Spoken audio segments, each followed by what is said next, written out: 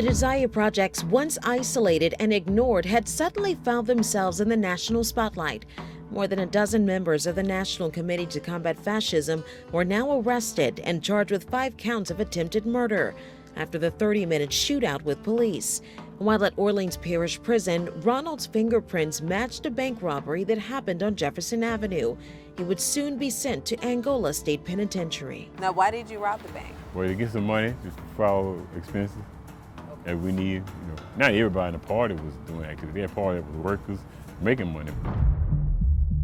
For the other Panthers, bail had been set at $100,000 each. They quickly allotted the case, accepted the charges. The case had been allotted to Judge Israel Augustine, The only black judge at criminal court. How did that happen? Just by random accident? Well, I'll let you be the judge of that.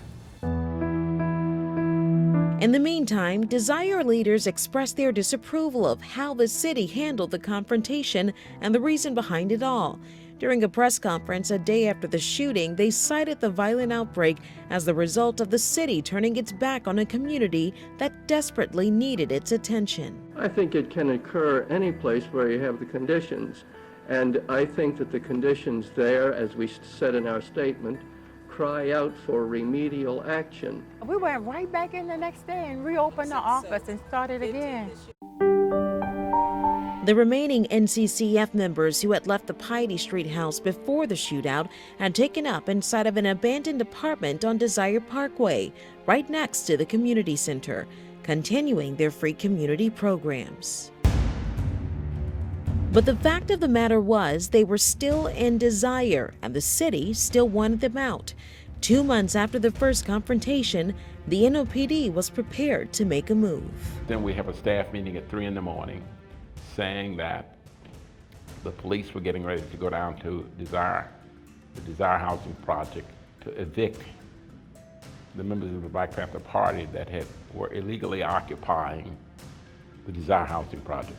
It was suggested that I go with the mayor to help logistically bring the kids, I call them kids, the young folks out of the Panthers out of Desire. I told the mayor that was not going to work. You're asking me to go involve myself in possibly bringing death to those folks because it was understood that the cops were going to be coming down in large numbers. Tucker went anyway in an attempt to avoid any bloodshed. So I walked out of his office, headed down to Desire, picked up guys that had been working down there, Cecil Carter, Don Hubbard, Charlie Elwell. And our attempt was to begin to negotiate with the Panthers because we had the creds, and what they explained to us was that we got to do what we got to do. November 19th, 1970, a second standoff was looming, and this time 250 police officers assembled and marched into the Desire Projects. There was nothing about that confrontation that reeked of de-escalation. NOPD went bananas. They came in with blood in their eyes. They wanted to kill something. They wanted us out. They wanted to evict us.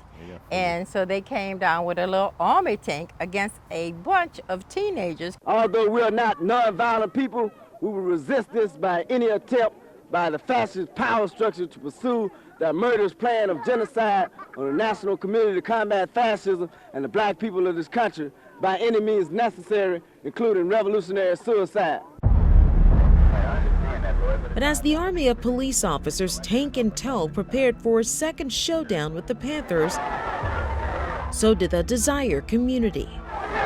The word got around, the police coming out with a little tank.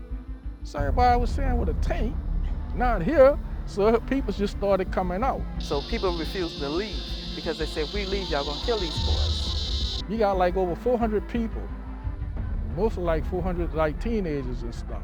The police saw that, they were shocked because of the crowd. We had the tank surrounded between the wedge between the Panthers and the police, and we encircled them. So the thing is, we had like a standoff. What were some of the things you heard out there?